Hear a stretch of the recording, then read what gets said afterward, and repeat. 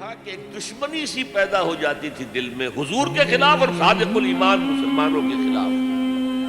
یہ انہوں نے ہمیں مشکل میں ڈال دیا ہے. ہم ایمان لائے تھے, ہمیں کیا پتا تھا کہ ایمان کے تقاضے یہ ہوں گے. ہم سمجھے تھے بس ایک عقیدہ ہے, بدل لیا. اللہ خیر صلی اللہ. یہ تقاضے تو بڑے بھاری ہیں, ان کو پورا کرنا تو آسان نہیں.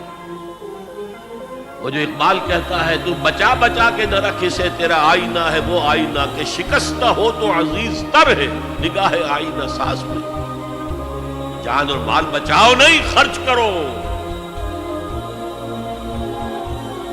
آئینہ ٹوٹا ہوا کس کو پسند آتا ہے؟ اللہ کو تو تمہاری ٹوٹی ہوئی لاش زیادہ پسند ہے بنسبت تمہارے زندہ وجود کے.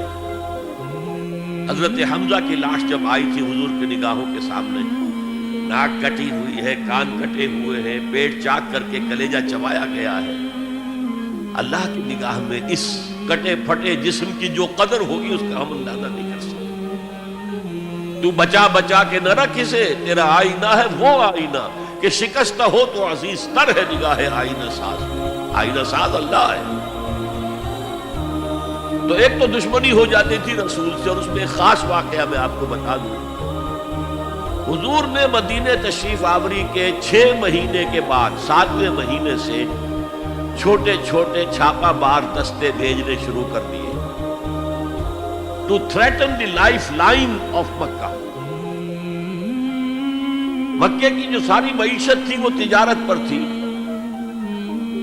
اور اگر آپ تاریخی حیثیت سے جاننا چاہیں کہ یہ لنک بن گئے تھے trade between east and west. دیکھیے جب تک نہر سویز نہیں تھی تو مشرق و مغرب کے درمیان سمندری راستہ تو کوئی نہیں تھا. ابھی 1498 جب آئے گا کوئی 1000 برس کے بعد, تب وہ راستہ جو ہے ملے گا انسان کو کہ round the Cape of Good Hope, افریقہ کی جنوب تک جا کے پھر جاؤ تو مشرق کا راستہ کھلا. تو ہوتا کیا تھا, یورپ سے سامان تجارت آیا اور شام کے ساحل پر اتر گیا.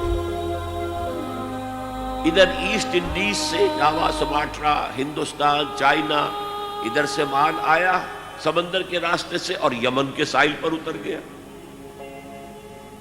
And between these 2 points, caravans of the Quraysh,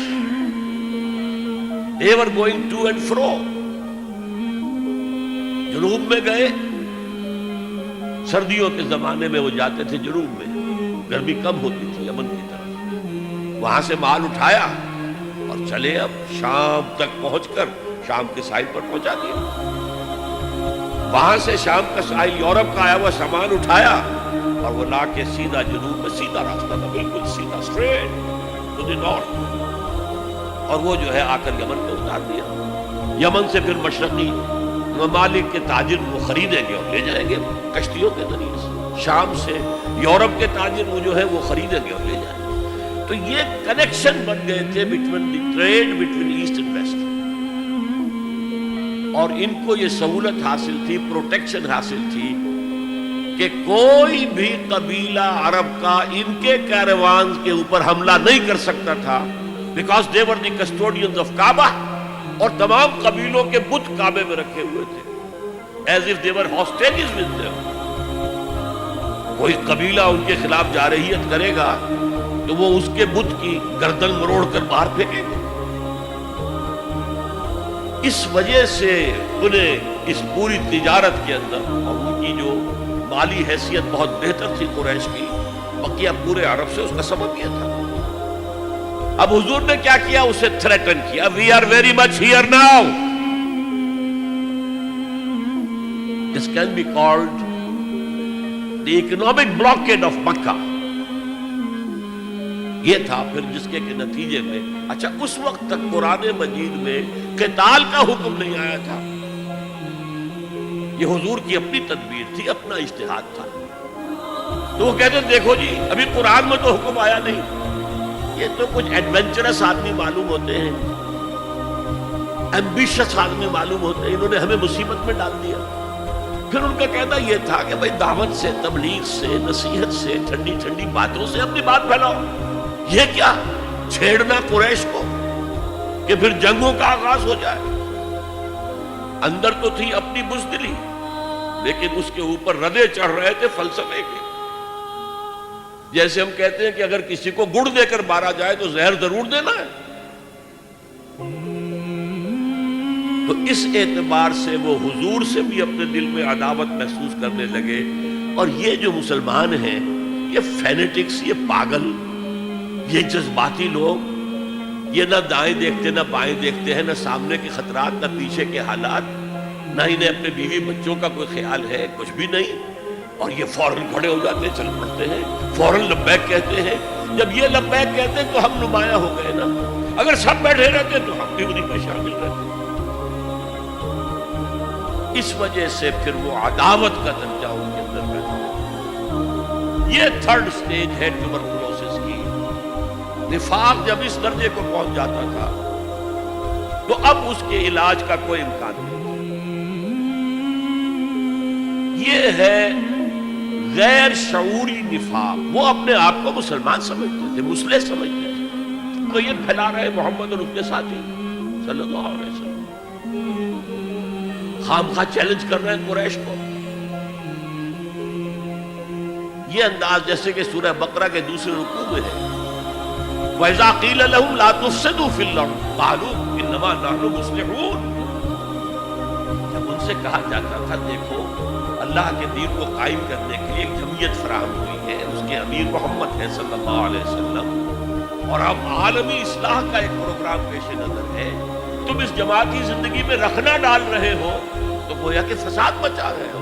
وہ کہتے ہیں ہم تو یہ اصلاح چاہتے ہیں، مسلمین نہیں، یہ فساد تو تم مچا رہے ہو، جنگیں تم نے شروع کر دی ہیں.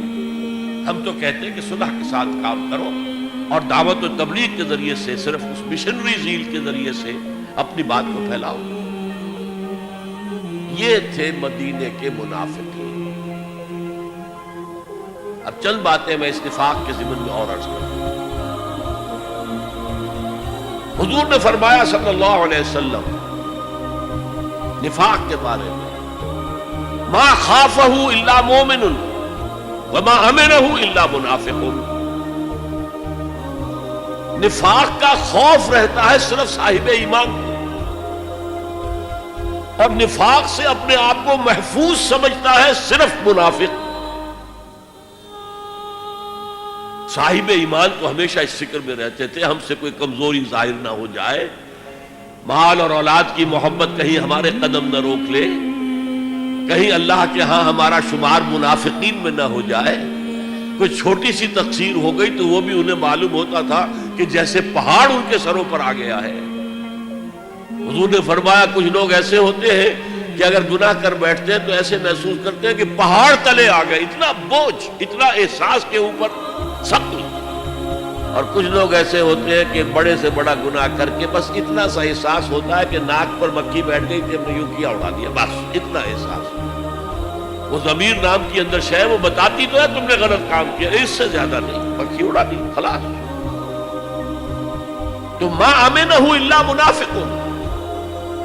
نفاق سے اپنے آپ کو محفوظ اور مامون سمجھتا ہے صرف منافق.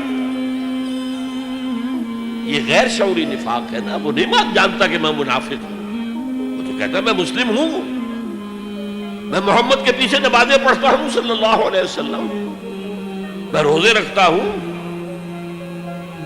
اگرچہ طبیعت تو نہیں چاہتی لیکن کیا کروں، جبرن زکوٰۃ بھی دے دیتا ہوں تاکہ مسلمانوں میں شمار تو رہے.